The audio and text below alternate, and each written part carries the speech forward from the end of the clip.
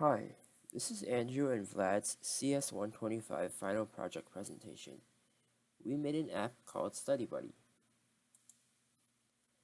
StudyBuddy is an app that helps students get access to resources that they can use to do better on exams and in their coursework.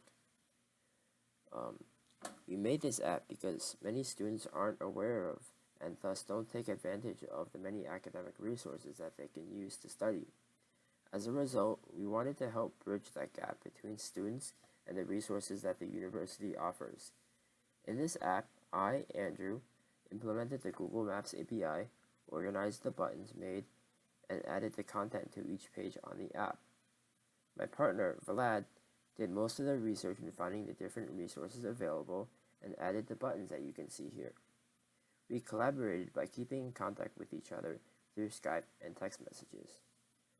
One problem we encountered when creating this app was debugging when there weren't set solutions or test cases to use to find out what was going wrong with our app. Thankfully, Google and YouTube tutorial videos helped us figure out what we were doing wrong. A second problem we encountered was determining a realistic idea of an app to create. We initially wanted to create an app that used Firebase. However, we soon realized that trying to do this would take up way too much time and wouldn't yield results that we could present. So in this app, when you click on the math button, it takes you to a page with all the math resources that students can use. For instance, there's a math tutoring service, there's a mathematics library, a conference room. When you click on chemistry, you can see that you can go to the CLC, which is the Chemistry Learning Center. You can get care tutoring on the 4th floor of Granger.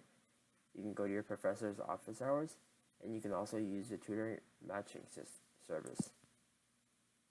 When you click on computer science, you can see that you can go to your instructor's office hours. You can use CodingVat, LeetCode, and Code Academy.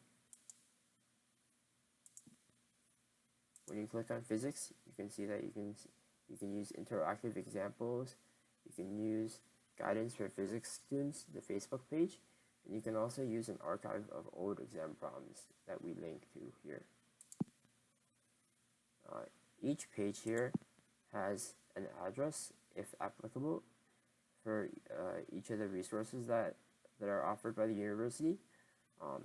We created a button that would link you to a Google Maps page, and you can use this page to go to each of the locations and find out how to get from your current location to the location indicated on the page here. For instance, in the chemistry page, you can use the map to see how to get to the 4th floor of Granger Engineering Library at 1301 West Springfield Avenue from your current location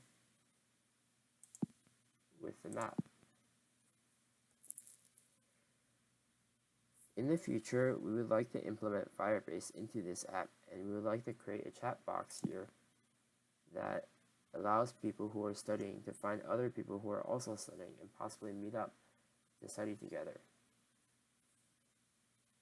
When we created this app, we used Android Studio to do most of the coding. However, we also used GitHub to use for version control. As you can see, there's several commits ranging from most recent one today to April 22nd, about a week ago.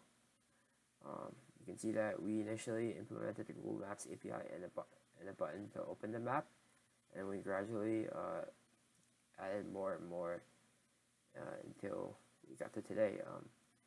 Today we actually we formatted the home page, and we actually chose orange and blue because our school's colors are orange and blue.